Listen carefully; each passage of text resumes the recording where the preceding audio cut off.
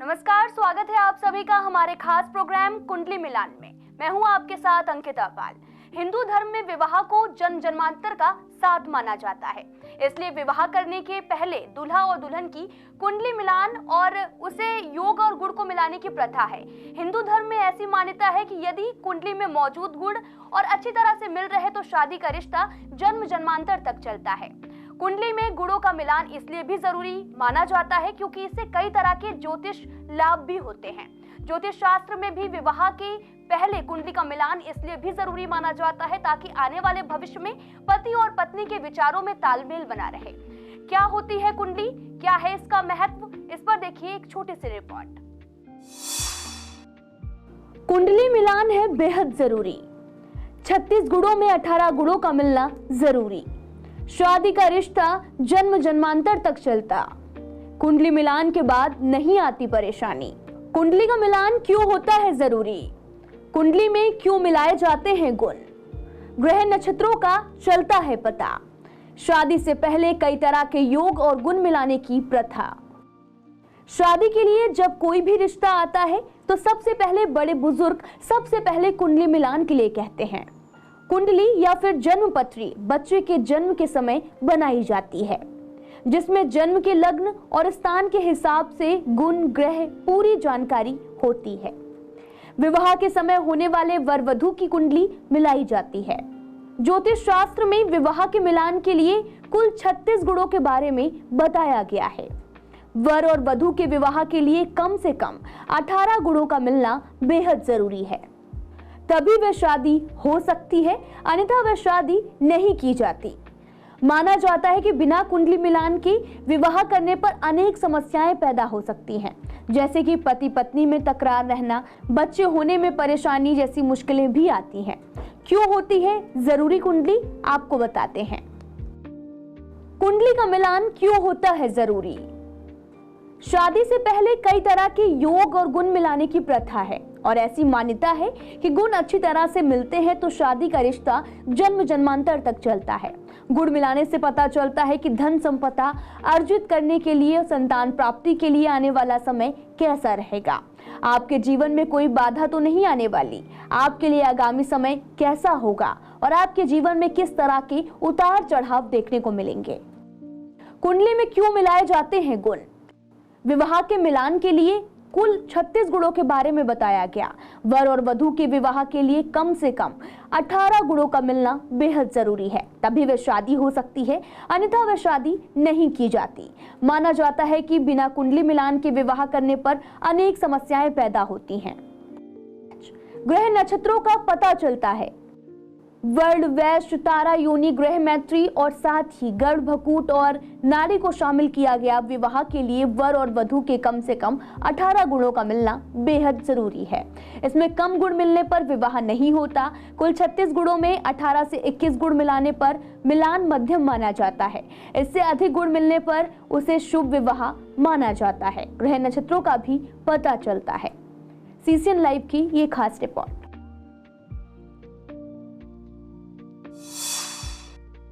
जैसा कि आपने रिपोर्ट में देखा कि जीवन में अच्छे तालमेल के ताने बाने से ही जीवन आगे बढ़ता है। दूल्हा और दुल्हन की कुंडली के गुण मिलाने से ये पता चलता है कि धन संपदा अर्जित करने के लिए और संतान प्राप्ति के लिए आने वाला समय कैसा रहेगा। आपके जीवन में आगे चलकर किस तरह की बाधा आएंगी और साथ ही उनसे कैसे लड़ना है। कुंडली और राशि मिलाने से पता लगता है कि जीवन में यदि आगे किसी भी प्रकार की कोई बाधा होती है तो उन्हें किस प्रकार से दूर किया जा सके। कुंडली के महत्व कितना होता है, इन्हीं पर सब पर बात करने के लिए हमारे साथ स्टूडियो में मौजूद हैं पंडित यशपाल महाराज जी। बहुत बहुत स्वागत है आप सभी का हमारे इस खास प्रोग्राम में। पंडित जी, आपसे सबसे पहले ये जानना चाहेंगे कि कुंडली मिलान से कैसे पता चलता है कि विवाह बन रहा है और कुंडली में कोई दोष है या फिर नहीं? अंकिता, बहुत अच्छा प्रश्न है आपका, क्योंकि जो विवाह बंधन होते हैं गुड्डा गुड़िया खेल नहीं होता, जीवन भर का सवाल होता है। तो इसमें कुंडली का मिलान बहुत ज़रूरी होता है। कुंडली अगर विधिवत मिला ली जाती है तो आगे प्रॉब्लम नहीं आती है। कुंडली अच्छे से मैच नहीं हो रही होती है और विवाह होता है तो निश्चित बहुत ज़्यादा दिक्कतें आती हैं।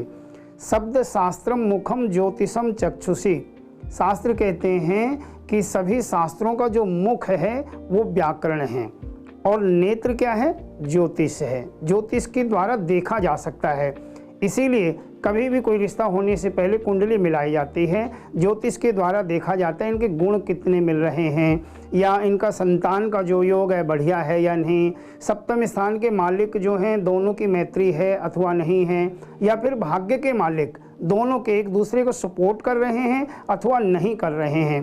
तो कुंडली में गुण 18 से ऊपर बहुत ज़रूरी हैं, लेकिन विशेष ज़रूरी है कुंडली का मिलान होना। कुंडली आपस में अगर अच्छी मैच कर रही है तो ही रिश्ता करना चाहिए, अन्यथा बाद में बहुत प्रॉब्लम आती है। वो विचारों को लेकर प्रॉब्लम हो सकती है, संतान को लेकर के हो सकती है, या परिवार के लोगों के साथ में विचार मैच नहीं होंगे तो भी ज़िंदगी नरक हो जाती है। क्योंकि केवल लड़का लड़की का विवाह नहीं होता है, दो परिवारों का विवाह हुआ करता है, दो परिवारों के विचारों का विवाह हुआ करता है। इसीलिए हमारे शास्त्रों में जन्म पत्रिका कुंडली का मिलान बहुत जरूरी माना गया है। जैसे कि पंडित जी आपने बताया कि कुंडली का मिलान बहुत ही ज़रूरी होता है किसी नए रिश्ते को लेकर, लेकिन बहुत सारे लोग ऐसे होते हैं कि उनको जन्म की तिथि नहीं पता होती अपनी, तो वो कैसे अपने कुंडली का मिलान करें? किसी एक पार्टनर के पास कुंडली है और किसी दूसरे पार्टनर के पास कुंडली नहीं है, तो वो कैसे मिलान होता है, कृपया आप बताएं। हाँ अंकिता, कहा गया आपत्ति काले मर्यादा नास्ति। जब किसी की डेट ऑफ बर्थ है ही नहीं, जन्म टाइम पता ही नहीं है, तो फिर ऐसी स्थिति में क्या किया जाता है, नाम के हिसाब से गुण मिलाए जाते हैं। दोनों की जो नाम राशि है, राशि के जो स्वामी हैं और इनके पंचमेश कौन हुए, उन चीज़ों को देख करके फिर प्रश्न कुंडली बना ली जाती है, और प्रश्न कुंडली बना करके फिर शुभ मुहूर्त निकाला जाता है और उनका रिश्ता कैसा रहेगा ये बता दिया जाता है। साथ ही आपसे ये भी जानना चाहेंगे कि विवाह का शुभ दिन कैसे तय होता है कि हमें इसी दिन ही विवाह करना है, और कई दिन ऐसे भी होते हैं कि कुछ उस दिन ट्रेजेडी हो जाती है, फिर भी उसके दूसरे दिन या फिर जब मुहूर्त निकल जाता है उसके बाद भी विवाह हो जाते हैं, तो उस पर क्या कहना है आपका? हाँ अंकिता, इसमें क्या होता है, शुभ मुहूर्त निकालने के लिए पंचांग देखा जाता है। पंचांग के 5 अंग होते हैं, दिन, तिथि, वार, नक्षत्र और योग। इन 5 चीज़ों को मिलाकर के पंचांग तैयार होता है, और फिर पंचांग से देखा जाता है, लड़के के लिए सूर्य देखे जाते हैं और लड़की के लिए बृहस्पति देखे जाते हैं। लड़के की कुंडली में चौथे, 8वें और 12वें स्थान में सूर्य नहीं होने चाहिए, जो डेट हम शादी के लिए निश्चित कर रहे हैं। ऐसे ही लड़की के लिए भी देखा जाता है, लड़की के चौथे, 8वें और 12वें स्थान में उस दिन बृहस्पति नहीं होने चाहिए जिस दिन की शादी निश्चित करनी है।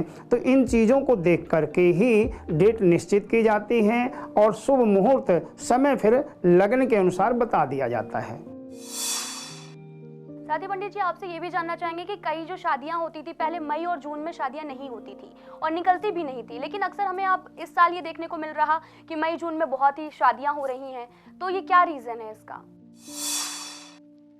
अंकिता, बहुत अच्छा प्रश्न आपने किया है, क्योंकि मन में होता है ऐसा कि भाई इस बारी जून में बहुत शादियां हैं, मई में बहुत शादियां हैं। तो इसका कारण हुआ करता है बृहस्पति का अस्त होना, तारा शुक्र का अस्त होना। जब शुक्र अस्त हो जाते हैं तो उसको तारा अस्त बोलते हैं। तो शुक्र के अस्त में और बृहस्पति के अस्त में शुभ कार्य नहीं हुआ करते हैं, जैसे कि नामकरण संस्कार, मुंडन संस्कार, यज्ञोपवीत संस्कार और विवाह संस्कार। ये विशेष करके तारा छिपे में या बृहस्पति छिपे में नहीं किए जाते हैं। तो इस बारी मई और जून में ना तो शुक्रास्त है और ना ही बृहस्पति अस्त हैं, इसीलिए मई और जून में इस बारी बहुत ज़्यादा शादियां हैं और घर घर में शहनाइयाँ बज रही हैं। पंडित जी आपसे ये भी जानना चाहेंगे कि कुंडली में जब भी हम देखते हैं गुण, ये गुण होते क्या है और कैसे इनका पता चलता है कि लड़की की और लड़के की कुंडली जो है वो अच्छे से मिल रही है? ये गुण होते क्या है जो मैच किए जाते हैं? हाँ, इसमें क्या होता है कि सर्वप्रथम दोनों की कुंडली देखी जाती है, वर की और कन्या की भी। उसमें नक्षत्र देखे जाते हैं, 27 नक्षत्र होते हैं और हर नक्षत्र में 4 चरण हुआ करते हैं। जैसे कि अश्विनी नक्षत्र है तो चू, चे, चोला अश्वनी नक्षत्र हो गया, ली लू ले लो, भरणी नक्षत्र हो गया। इसी प्रकार हर नक्षत्र के 4-4 चरण हुआ करते, 4-4 अक्षर होते हैं। फिर इन अक्षरों को मिलाकर के देखा जाता है कि इनके गुण कितने मिल रहे हैं। टोटल 36 गुण होते हैं। 36 में से 18 गुण मिलने जरूरी होते हैं। और ये गुण मिलते कैसे हैं?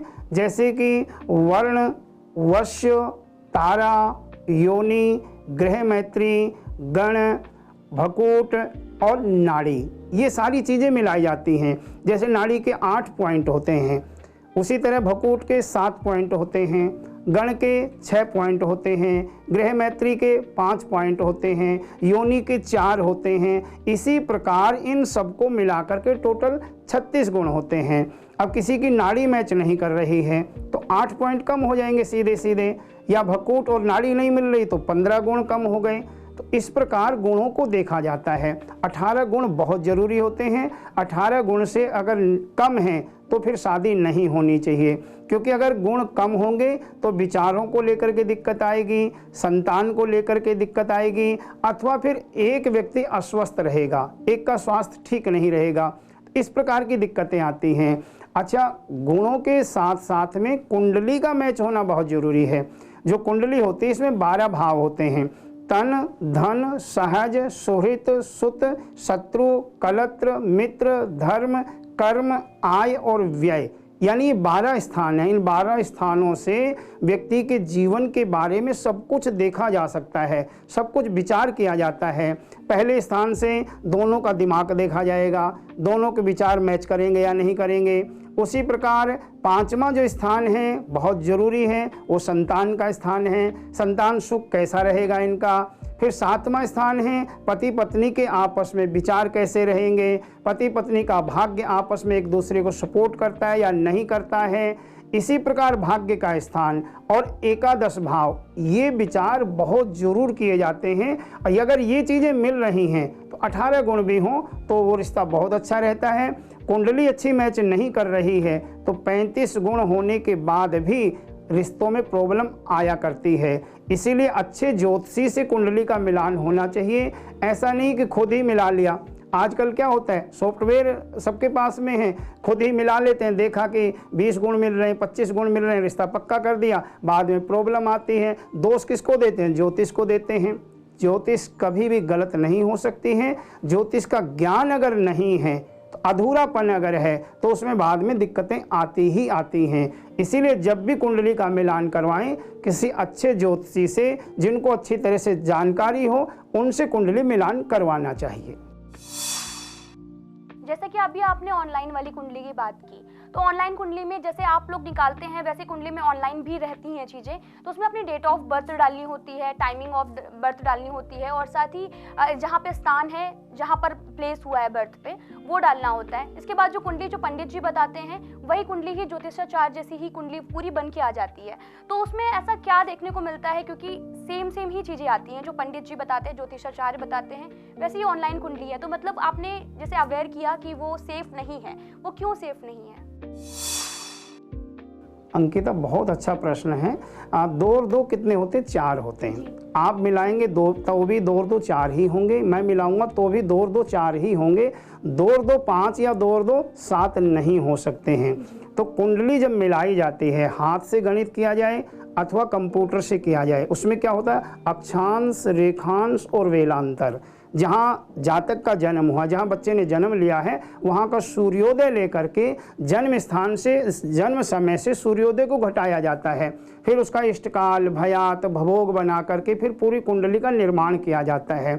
केवल कुंडली बना लेना सब कुछ नहीं है, उस कुंडली को पढ़ना बहुत ज़रूरी होता है। वही दिक्कतें आती हैं। अगर आप सिर्फ कंप्यूटर से मिला करके आगे बढ़ेंगे तो उसमें एक लिमिट है, सॉफ्टवेयर डाला गया है, उसमें एक लिमिट है। लेकिन अच्छा ज्योतिषी अगर देखेगा उसको तो एक एक भाव के हिसाब से आपको पूरा बता सकता है। बस यही अंतर होता है। इसीलिए किसी अच्छे ज्योतिषी से विचार करवाया जाता है। कंप्यूटर में भी आप देखेंगे उसमें अक्सर ये आएगा कि भाई इतने गुण मिल रहे हैं, ये कुंडली अच्छी है, लेकिन फिर भी किसी अच्छे ज्योतिषी से आप विचार जरूर करवाएं। तो यही अंतर है कि आपको किसी न किसी अच्छे ज्योतिषी से जरूर कुंडली मिलवानी चाहिए।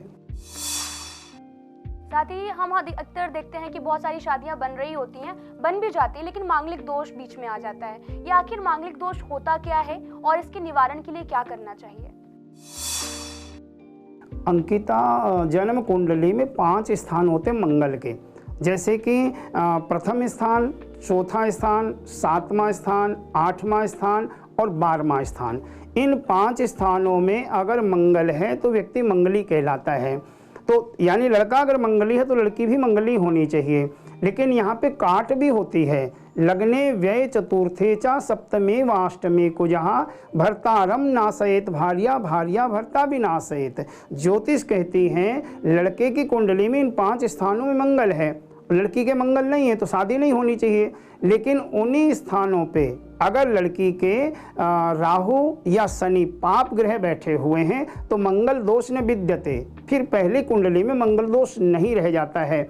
इसीलिए अच्छी तरह से उसका शोधन जरूरी होता है। जब अच्छी तरह से मिला लिया जाता है कुंडली को, तब निश्चय करना चाहिए शादी होगी अथवा नहीं होगी। साथ ही अधिकतर देखा जाता है कि जिनकी शादियां नहीं बन रही हैं तो पंडित जी डेट ऑफ बर्थ पूछते हैं माता पिता की, या शादी की डेट पूछते हैं। तो क्या ऐसा भी हो सकता है कि बच्चे की भी शादी उसी डेट पे हो जाए जिसमें माता पिता की हुई है?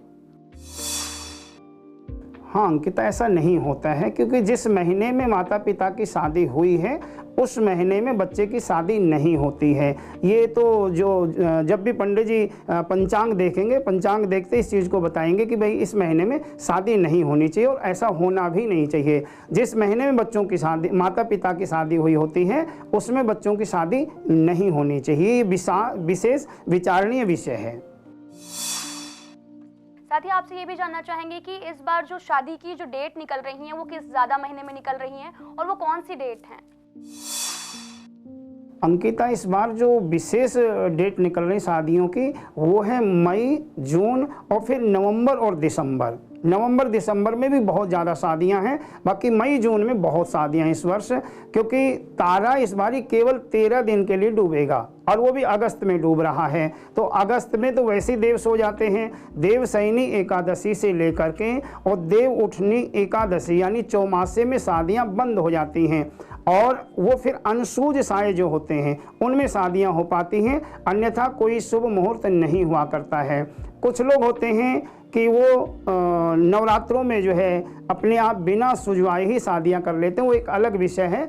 अन्यथा शादियां फिर जो है देवशयनी से लेकर के देव उठनी एकादशी तक 4 महीने के लिए शादियां बंद हो जाती हैं। तो नवंबर और दिसंबर में बहुत ज़्यादा शादियां रहेंगी। जैसे कि आपने देवशयनी बताया, वो क्या चीज़ होती है जिसकी वजह से शादियां नहीं हो पाती हैं, या फिर उसके बाद देव उठने के बाद में शादियां होने लगती हैं? हाँ, आषाढ़ कृष्ण पक्ष की जो एकादशी होती है इसको देवशयनी एकादशी कहा जाता है, यानी इस दिन देव सोते हैं।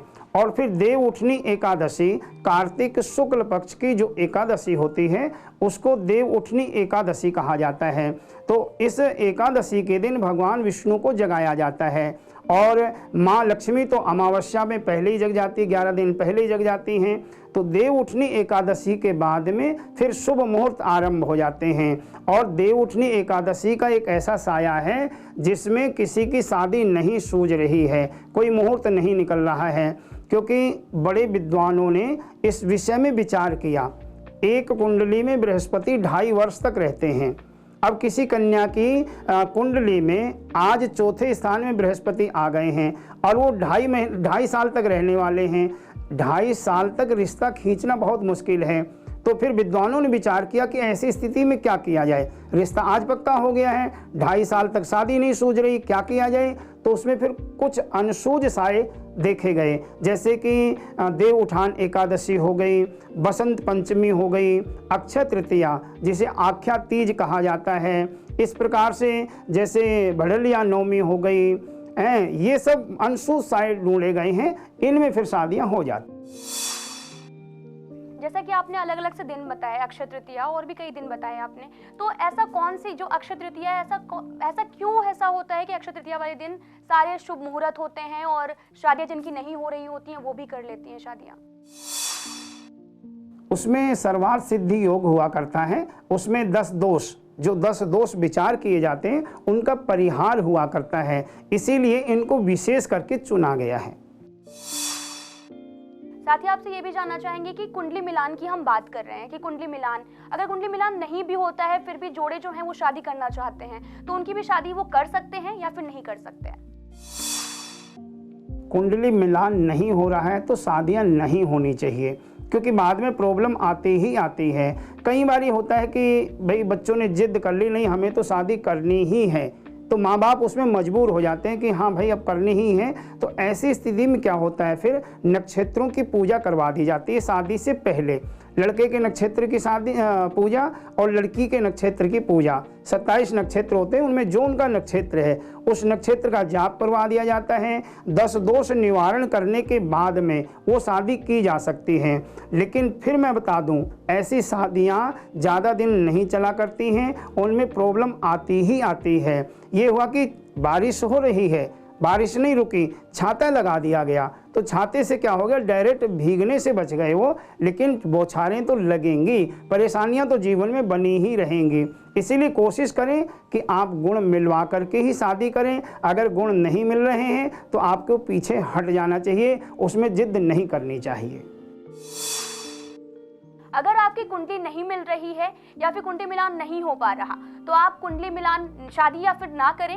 यशपाल जी महाराज हमारे साथ स्टूडियो में आए और हमारे दर्शकों को बहुत सारी कुंडली के बारे में जो जानकारी दी, बहुत बहुत धन्यवाद आपका। फिलहाल हमारे इस खास प्रोग्राम में इतना ही। देखते रहिए आप CCN लाइव।